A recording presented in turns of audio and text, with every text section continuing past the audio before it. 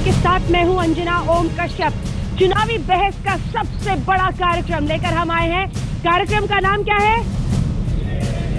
जी हाँ, दिल्ली के दिल में क्या है, यही जानने की आज कोशिश करेंगे। कहते हैं कि हिंदुस्तान को अगर एक मुट्ठी में समेट ले तो हथेली में दिल्ली दिखाई देती है। उस दिल्ली में कितना है दम, लेकिन वही दिल्ली की जनता क्या सोच रही है? इंतजार, गुस्सा, बेबसी क्या है उसके मन में, जो चुनावी माहौल उसने पिछले दिनों देखे हैं, यही जानने की कोशिश करेंगे। सबसे पहले परिचय आपका तीनों मेहमानों से कर दें जो हमारे साथ इस चर्चा में शामिल होंगे। विजय गोयल साहब, तालियों से स्वागत कीजिए, भारतीय जनता पार्टी की तरफ से हमारे साथ रहेंगे। आशीष खेतान साहब, आम आदमी पार्टी की तरफ से हमारे सामने है, और महाबल मिश्रा जी, वरिष्ठ नेता कांग्रेस पार्टी के, हमारे साथ इस चर्चा में शामिल रहेंगे। लेकिन सबसे पहला सवाल, हालांकि आज हम शुरुआत कर रहे हैं और शुरुआत में हम यही बताना चाहते हैं कि बीएस बस्सी, जो कि दिल्ली के पुलिस कमिश्नर, उन्होंने बताया है कि क्राइम किस तरह से बढ़ा है। कितने लोगों ने यहाँ पर आंकड़े देखे तो उन्होंने बताया है लगभग पिछले साल से दोगुना हो गया है। तो मुद्दा इसको रखेंगे आज, लेकिन पहले ये तो आंक ले कि इन तीनों में से सबसे ज्यादा भरोसे के लायक कौन दिखाई देता है। जरूरी है या नहीं, है ना? तो सबसे पहले इसी पर सवाल दागते हैं, और आप तीनों को एक मिनट का टाइम है कि आप यहाँ पर मौजूद सेंट्रल पार्क सीपी की जनता को ये आश्वासन दिलाइए, दिल्ली के दिल में आप बैठे हैं, कि क्यों बीजेपी के लिए वोट करे विजय गोयल साहब दिल्ली इस बार। दिल्ली के दिल में सबसे पहले है कि दिल्ली का विकास, और अगर भारतीय जनता पार्टी को वोट करना है, हाँ, तो दिल्ली के अंदर पिछले सालों के अंदर जो गवर्नेंस नाम की चीज नहीं थी, लॉ एंड ऑर्डर किसी प्रकार का नहीं था, दिल्ली के अंदर भ्रष्टाचार जो बढ़ रहा था, महंगाई जो बढ़ रही थी, अनाधिकृत कॉलोनियां नियमित नहीं हो रही थी, लोगों के छोटे छोटे जो मकान बनाने उन्हें तोड़ रहे थे, महिलाओं को सुरक्षा नहीं थी, और छात्रों के लिए एडमिशन्स के लिए कोई अच्छी पॉलिसीज नहीं थी, हाँ, नए कॉलेज यूनिवर्सिटी नहीं थी। भारतीय जनता पार्टी प्रधानमंत्री नरेंद्र मोदी के नेतृत्व में दिल्ली का वैसे ही विकास करेगी जैसे सारे देश के अंदर विकास करने जा रही है। इसलिए दिल्ली के वोट करना चाहिए भारतीय जनता पार्टी के लिए। हम कहते हैं हम एक सुशासन लाएंगे, हम कहते हैं हम एक अच्छा प्रबंधन लाएंगे, हम कहते हैं हम एक ऐसी सरकार देंगे जो केंद्रीय सरकार के साथ कंधे के साथ कंधा मिलाकर चलेगी, ना कि वो धरने प्रदर्शन की सरकार होगी, बल्कि ऐसी सरकार होगी जो विकास करके दिखाएगी अपने दम के ऊपर। ये ठीक है। आशीष खेतान जी, आज सबकी बारी है। आशीष खेतान जी, क्या ये डर सताता है कि जो तालियां एक वक्त केजरीवाल जी के लिए दिल्ली में बजा करती थी, अब मोदी के नाम पर बज रही हैं? वो चोट आप ही पर कर रहे थे? ठीक है, जवाब। अगर आप हमारी सभाओं में जाएंगी तो आज भी आपको पता चलेगा कि हमारी सभाओं में भीड़ रहती है, कुर्सियां भरी रहती हैं, और बीजेपी की सभाओं में कुर्सियां खाली रहती हैं। पहली बात, आपने कहा कि क्यों लोग आम आदमी पार्टी पे भरोसा करें। एक सेकंड। आप में से कितने लोग हैं जो दोनों पार्टी के लिए तालियां बजा रहे हैं? मुझे ऐसा लगा कि बीच में ऐसे लोग भी हैं, है ना? दोनों पर ठीक है। अभी डिसाइड करेंगे, अंत में देखेंगे कौन किसके लिए ताली बजाए। ठीक है खेतान साहब, बात पूरी। आज आम आदमी पार्टी को क्यों लोग पसंद कर रहे हैं, दिल्ली में क्यों पसंद कर रहे हैं? क्योंकि आम आदमी पार्टी के पास मुख्यमंत्री पद के लिए अरविंद केजरीवाल का चेहरा है। आम आदमी पार्टी के पास दिल्ली को बदलने के लिए, दिल्ली को बेहतर बनाने के लिए, दिल्ली को खुशहाल बनाने के लिए एक पूरा एजेंडा है। आम आदमी पार्टी का ट्रैक रिकॉर्ड है कि आम आदमी पार्टी जो कहती है वो करती है। पिछली बार आम आदमी पार्टी ने कहा था कि हम दिल्ली को भारत का पहला भ्रष्टाचार मुक्त राज्य बनाएंगे। 49 दिनों में एक भ्रष्टाचारी और घूसखोर दिल्ली छोड़ के भाग गए थे। मैं अपनी बात खत्म कर दूं, मैं खाली 4 बातें कहता हूं। महिलाओं को सुरक्षा देंगे चाहे कुछ भी हो जाए, क्योंकि भारतीय जनता पार्टी चुनाव के पहले बोलती है विकास करेंगे, चुनाव के बाद कहते हैं धर्म परिवर्तन कर लो। चुनाव के पहले वो बोलते हैं कि भ्रष्टाचार के खिलाफ जिहाद करेंगे, चुनाव के बाद बोलते हैं लव जिहाद करेंगे। चुनाव के पहले वो बोलते हैं कि बहुत हुआ नारी पे वार, इस बार मोदी सरकार, चुनाव के बाद बोलते हैं कि लड़कियां जो है जीन्स पहन के ना निकले, तभी जो है बलात्कार कम हो सकता है। चुनाव के पहले बोलते हैं बिजली के दाम 30% कम करेंगे, चुनाव के बाद बिजली के दाम 15% बढ़ा देते हैं। ऊपर चले गए। मैं ये कह रहा हूँ, पार्टी ज्यादा फुटेज मैं कह रहा हूँ कि दिल्ली की जनता को पता है। एक सेकंड, दिल्ली की जनता को पता है। एक सेकंड, आम आदमी पार्टी के पास दिल्ली का स्पेशलिस्ट है अरविंद केजरीवाल, जो बाकी पार्टियों के पास नहीं है। ठीक है, पर डॉक्टर बना तो रहे, आईसीयू में आता तो रहे, वो महत्वपूर्ण होता है डॉक्टर के लिए। महाबल मिश्रा जी, दिल्ली में वो कह रहे हैं सब डर के भागे, कह रहे हैं कांग्रेस वाले सबसे ज्यादा डरे हुए हैं। नहीं, हम डरे हुए नहीं हैं। कुछ नहीं, ना हम डरे हैं और ना डरेंगे। दिल्ली में पिछले 15 साल में जितना विकास हुआ वो आपके सामने है। हाँ। हमने कोई झूठी वादा नहीं किया जब 15 लाख रुपया हर अकाउंट में आएगा। हमने वादा नहीं किया जब 50% बिजली माफ करेंगे। हमने वादा नहीं किया जब पानी फ्री कर देंगे। हमने विकास किया है, मेट्रो लाया है, हमने विकास किया है। आज अनथराइज्ड कॉलोनी के रेगुलाइज की बात विजय गोयल साहब बात कर रहे थे।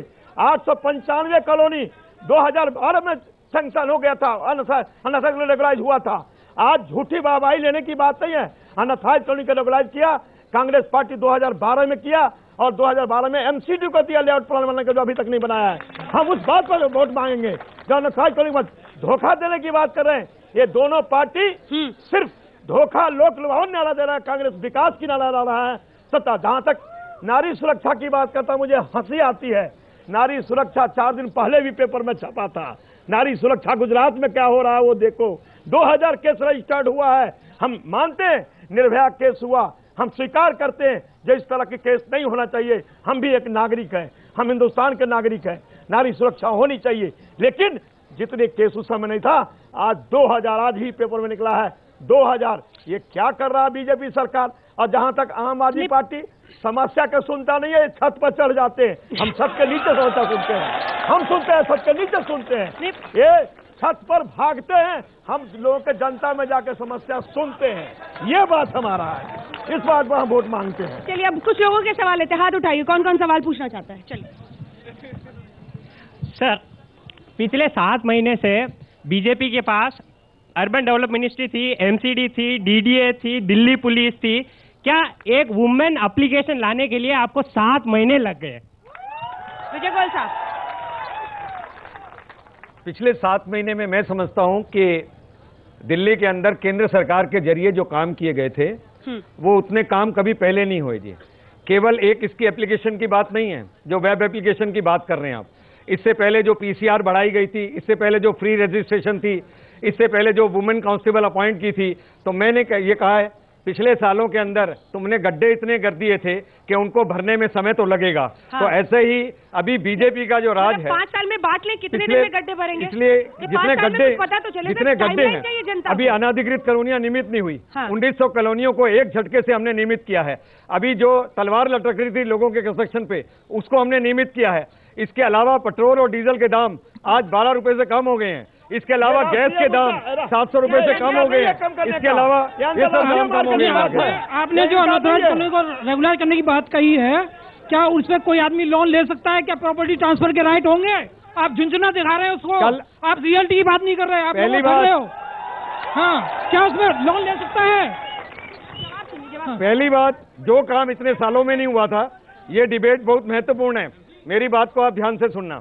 जो काम पिछले सालों के अंदर नहीं हुआ था, उन अनाधिकृत कॉलोनियों को केवल नियमित नहीं किया गया है। कल आपको डीडीए का नोटिफिकेशन देखने को मिल जाएगा और 1900 की 1900 कॉलोनियां बीजेपी रेगुलराइज करेगी। ये मैं आज सामने कह के जा रहा हूँ आपको। आशीष जल्दी से छोटा। और इसके अलावा केवल अनाधिकृत कॉलोनियां नहीं है, जो विलेजेस की प्रॉब्लम है, जो तक एमसीडी के मास्टर यूनिवर्सिटीज की प्रॉब्लम है, उसको भी हम सॉल्व कर रहे हैं। और जो लोग, 1 मिनट में बात पूरी कर लूं अपने, और जो लोग इस बात का दावा कर रहे हैं, उनको 49 दिन की सरकार जो चलाई थी, वो उन्होंने जीवन लोकपाल बिल के लिए नहीं छोड़ी थी, वो उन्होंने सीएम से पीएम बनने के लिए छोड़ी थी, जो सबसे गलत बात थी।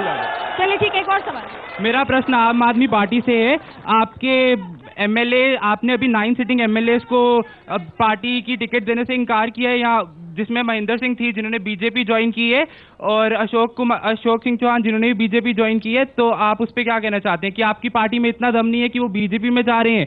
क्या आपकी पार्टी इतनी कमजोर हो गई है? छोड़ के क्यों जा रहे हैं सब? नहीं, पहली बात और बिछड़े, इनकी कहानी तो ऐसी होगी, बिछड़े सभी बारी बारी। नहीं, शाजिया इल्मी से लेकर देख लीजिए आप। देखिए, ऐसे 1-2 नेता, सबकी अपनी पर्सनल एम्बिशंस होती है, पॉलिटिकल एम्बिशंस होती हैं। एक छोटी सी बात, मैं एक बात ये क्या जवाब? नहीं, इसका मैं जवाब दे दूं कि लोगों का आना, एक कोई चला गया, अगर एक आदमी आम आदमी पार्टी से गया है तो 100 आदमी आम आदमी पार्टी में आए हैं। मैं ये भी बताना चाहता हूं, एक आदमी गया। अब दूसरी बात बता दूं, ये भारतीय जनता पार्टी ने 150 कांग्रेस के लोगों को टिकट देकर एमपी बनाया है। हमारी पार्टी ने किसी भ्रष्टाचारियों को टिकट नहीं दिया है। चलिए ठीक है, महावल जी आ रही हूँ आपके पास, 1-2 सवाल और लेते हैं। My name is Murtaza Fazli. I am from Kashmir. I am a filmmaker and a journalist. Hindi बोल सकते हैं साहब? मैं हिंदी नहीं बोल सकता हूँ क्योंकि I don't empathize with Indians as they don't empathize as they do. I have to say. Let me complete first. Let me complete. Hindustan की जमीन पर खड़े होके तो साहब आपको हिंदुस्तान की बात करनी होगी। आप बैठ जाइए। हिंदुस्तान की जमीन पर खड़े होकर हिंदुस्तान की बात करनी होगी। आपने तो सवाल हेलो मेरा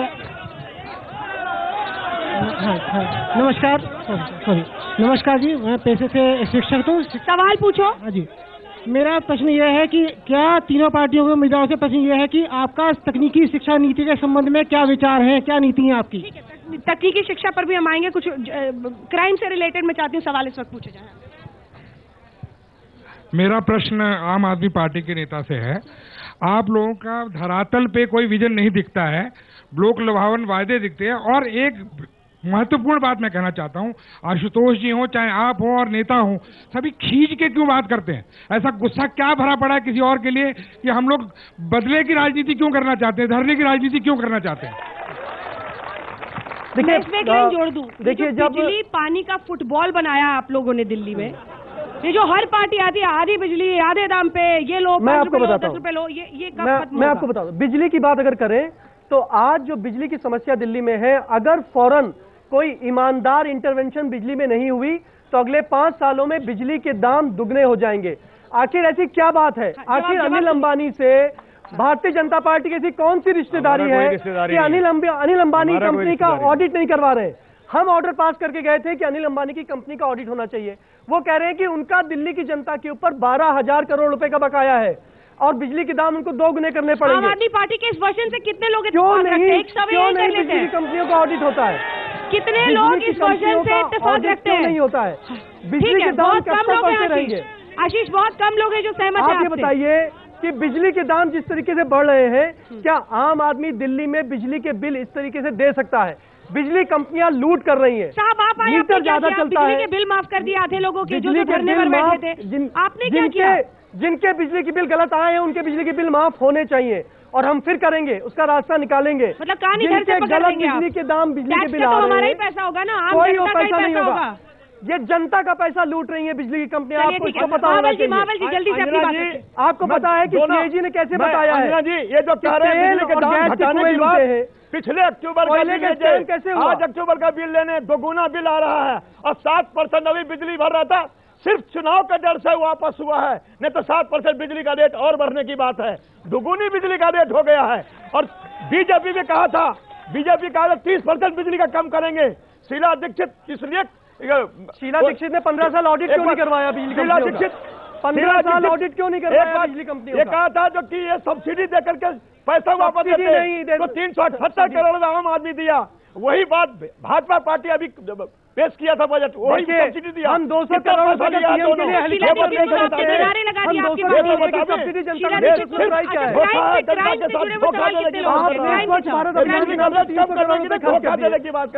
नमस्कार, मेरा सवाल आप तीनों पार्टी से है। न्यूयॉर्क टाइम की एक रिपोर्ट के हिसाब से दिल्ली सबसे पॉल्यूटेड सिटी है, तो मैं आप तीनों पार्टी का विजन जानना चाहता हूं, मैं उसी हिसाब से, ताकि जनता अपना वोट डिसाइड कर सके कि हमें किसे देना है। आपका इसके ऊपर क्या विजन है? मेरा ये कहना है कि पब्लिक ट्रांसपोर्ट को बेहतर करना पड़ेगा।